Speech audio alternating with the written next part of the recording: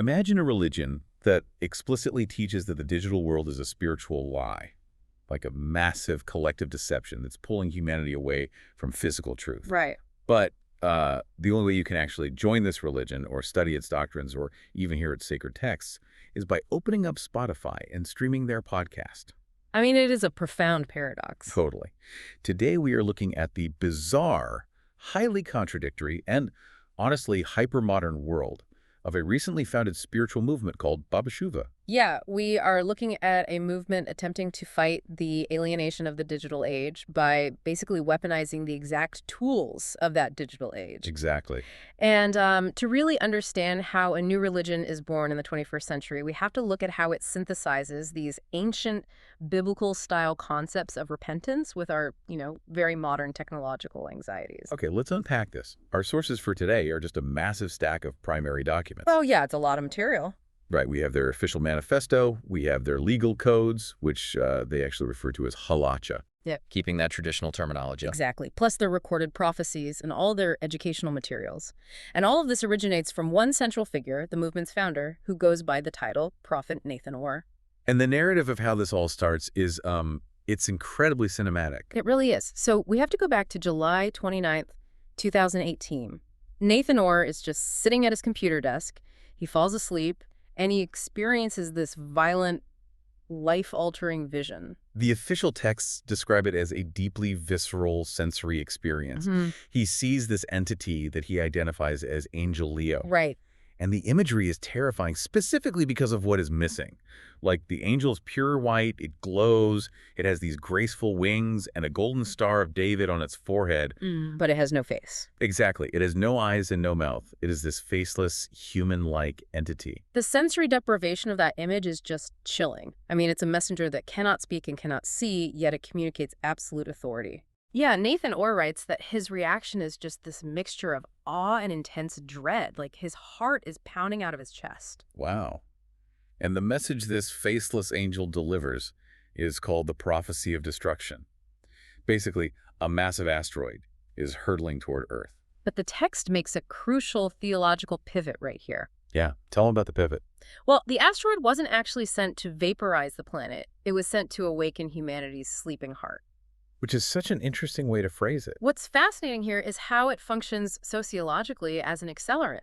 If humanity repents, if they trade their heart of stone for a heart of flesh, which is actually a direct echo of the biblical prophet Ezekiel, the text claims the asteroid will just pass by harmlessly. Right, so the threat of impending doom is entirely conditional upon human behavior. Exactly. Conditional apocalyptic prophecies force moral change. It reminds me of the biblical story of Jonah and the city of Nineveh. You don't set a blaring alarm clock because you want to destroy your house. No, of course not. You set it because the person inside is asleep, and they need a terrifying noise to wake up. So this asteroid feels less like a fixed doomsday prediction and more like a cosmic alarm clock.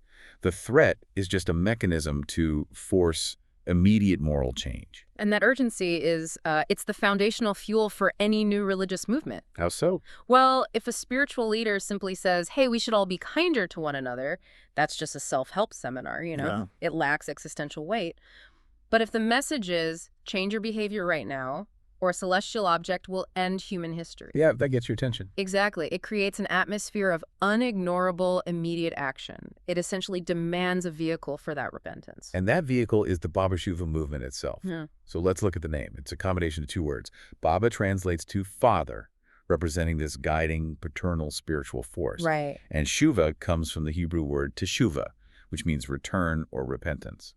So the movement is quite literally framed as a loving call to return to the source. And their core ideology is really wrapped up in one specific Hebrew phrase, Tashat Habasar Kulanu Adam. Which means, under the flesh, we are all human. Right. It's a radically egalitarian thesis. The educational materials promote absolute equality, unconditional love, and compassion. Yeah, they explicitly position BABASHUVA alongside Judaism, Christianity, and Islam. Like, they present it as the necessary next step in global spiritual evolution. They are claiming to strip away the institutional baggage of those older traditions to just sort of get back to a baseline of shared humanity. But this is where the doctrine runs headfirst into a massive contradiction. Oh, absolutely. Because you have this beautiful democratic message of universal equality, but the founder, Nathan Orr, assumes a staggering level of spiritual authority. Yeah, we looked through a document entirely dedicated to his titles. It's literally called The 33 Names of Prophet Nathan Orr. 33 names. And they're not humble names either. Not at all. He is the Prince of Light, the Messenger of Peace, the voice of the Almighty. And crucially, he claims the title of Messiah ben David. Right, which is the ultimate redemptive figure in Jewish tradition. Adopting that title is the ultimate claim to spiritual supremacy. Because in Jewish eschatology, that is the figure who brings about global peace and divine justice. Exactly. Yet, in their official manifesto, the movement adamantly insists it is not a cult of personality. Which is wild. It claims to be a religion of moral responsibility, utterly rejecting any form of coercion. I mean, how do you reconcile claiming you aren't a cult of personality while simultaneously publishing a list of your 33 divine names? It seems like a glaring blind spot. It does, but it actually reveals the core tension of starting a religion in the information age. What do you mean? Well, a purely egalitarian message just gets lost in the algorithm. To get anyone to listen in a world totally saturated with media, the movement requires a figurehead with enough perceived divine authority to just cut through the noise. The philosophy might be horizontal preaching, that we are all equal under the flesh, but the delivery system has to be fiercely vertical. You need a supreme, unquestionable messenger to legitimize the urgency of the asteroid. And that delivery system is where the modern realities really start bleeding into the ancient aesthetics. So Nathan Orr wrote a foundational book called A New World, A New Reality. Which is written in a very rich, poetic, almost archaic biblical style. Yeah, it sounds ancient.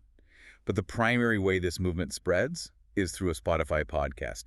It's called Podcasts from Heaven. And the most surprising detail in the sources here is that Nathan Orr doesn't even voice it himself. Right. They use a narrator named George Cate to read the prophecies. They literally engineered the revelation for modern consumption habits instead of, a fiery prophet screaming on a street corner. Which modern audiences would just immediately dismiss as unstable. Exactly. Instead of that, they packaged the apocalypse into an ambient audio experience.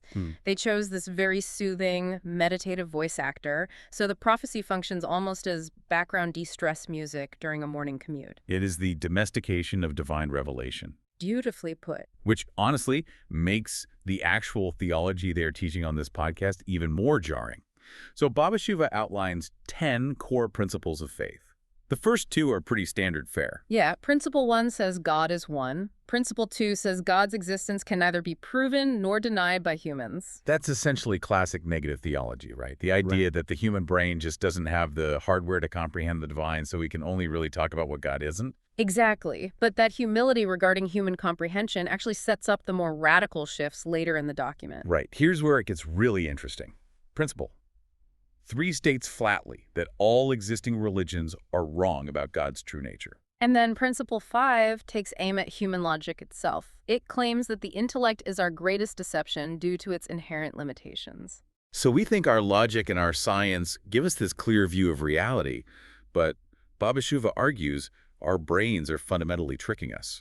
And that directly feeds into Principle 7, which explicitly declares that physical reality is the truth, while, quote, digital reality is a lie.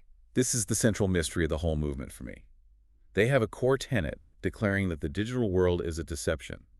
Yet they are out there using Spotify, link trees, digital PDFs, and social media to spread this exact message. Yeah, but if we connect this to the bigger picture, they're actively using the tools of the modern age to critique the modern age. Like fighting fire with fire. Exactly. If the entire global population is trapped in the lie of digital reality, a physical book or a physical temple just won't reach them. You have to send a digital lifeboat to rescue them from the digital flood. Wow. So the medium contradicts the message out of sheer tactical necessity. Precisely. It's basically a Trojan horse. You download a podcast thinking it's just ambient audio, and inside is a theology demanding you disconnect from the matrix and return to the physical world. It's incredibly clever. But out of all 10 principles, the one that completely shifts how we understand religious texts is Principle 8. It states that prophecy is often the result of intense, severe mental challenges.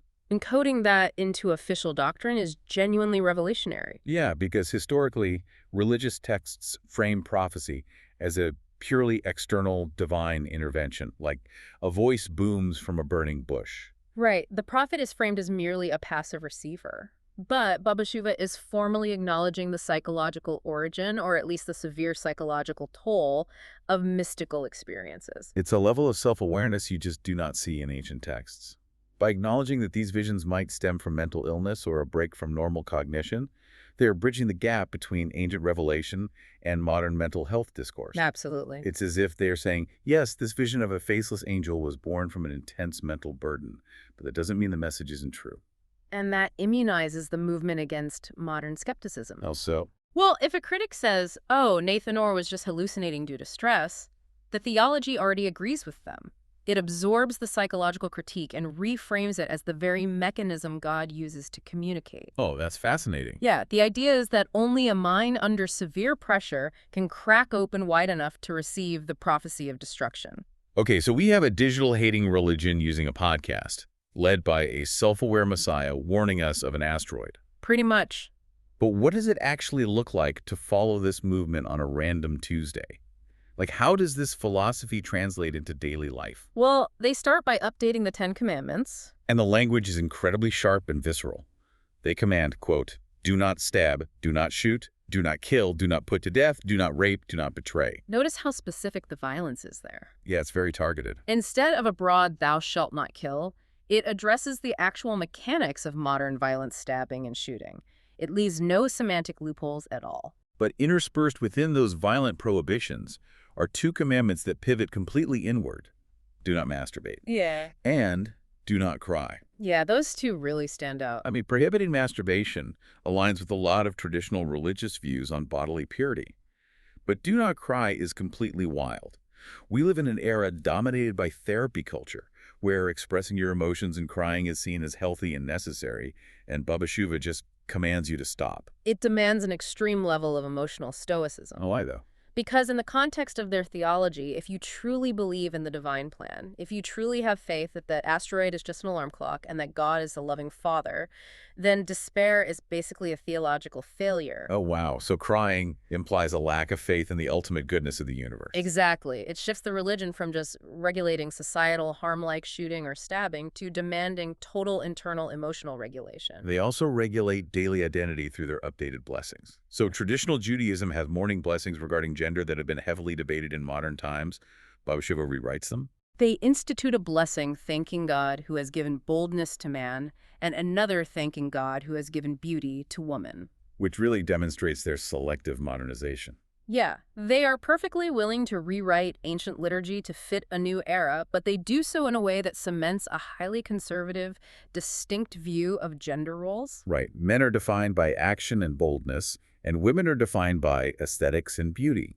They strip away the old institutions but reinforce very traditional binaries. It's a very specific ideological blend. And this selective modernization reaches its absolute peak when we look at how BABASHUVA handles the Sabbath. Oh, the Sabbath rules are fascinating. Traditional Orthodox Judaism has thousands of pages of rabbinic law, the oral Torah, telling you exactly how to observe the Sabbath.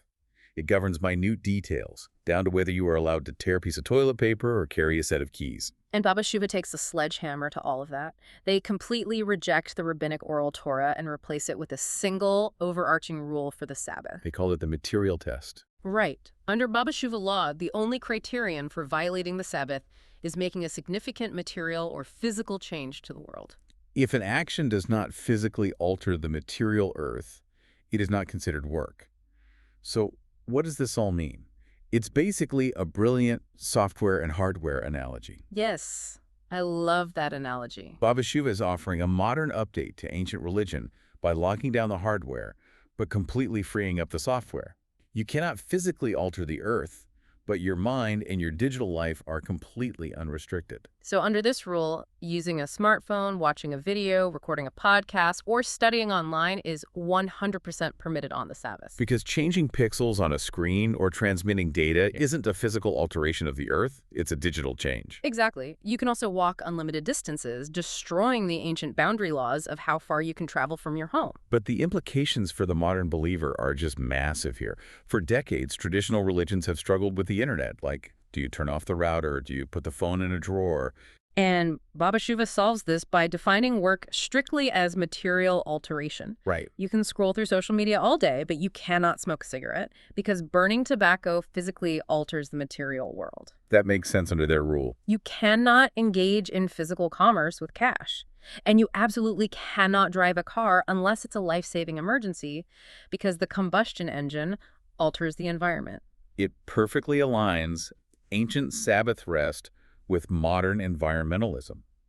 You reduce your carbon footprint by not driving or burning things, but you don't have to suffer the anxiety of disconnecting from the digital grid. It allows the follower to feel deeply devout without having to actually exit the modern world. You can literally sit on your couch, scroll through Spotify, listen to George Caton narrate a prophecy, and you are keeping the Sabbath perfectly. It is a Sabbath engineered from the ground up for a screen-based society. It really is, and it perfectly encapsulates the entire movement.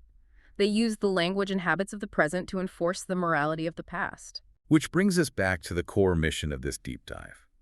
We've watched a modern religion build itself from scratch today. We really have. It started with a man falling asleep at his computer and waking up to a faceless angel. It birthed a digital age messiah carrying 33 titles who uses a podcast to warn us of an asteroid, while simultaneously demanding emotional stoicism and completely rewriting the laws of the Sabbath to be smartphone-friendly.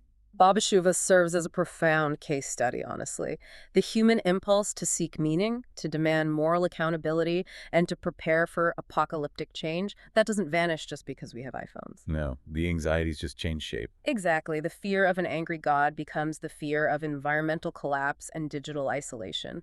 The movement just adapts the ancient hope for salvation into a format that fits inside our headphones. And whether you consider yourself religious or a complete skeptic, this movement holds a mirror up to our current reality. BABASHUVA represents a desperate, distinctly human plea to strip away the noise. It is a direct confrontation with the alienation of our era. Yeah, we are so overwhelmed by the digital matrix that we perhaps need the threat of a cosmic asteroid, just to remember that under the flesh, we are all human. It forces a confrontation with our reliance on the immaterial. The movement begs society to recognize that a life lived entirely online is just a hollow substitute for physical reality and moral action. I want to leave you with a final thought to chew on today. Going back to the central paradox we've been talking about, BABASHUVA teaches that digital reality is a lie, but it relies on digital platforms to survive. Right, the ultimate irony. Maybe the real takeaway isn't about whether a digital era religion is valid or not. Maybe the real question is whether our society's absolute, inescapable dependence on the digital world is the actual asteroid. Oh, wow. We are so plugged in, so detached from physical truth that it necessitates a movement begging us to wake up. What would your own personal BABASHUVA, your own forced return to physical reality look like in your highly digitized life? That is a confrontation we all have to face eventually. Thanks for diving deep with us today.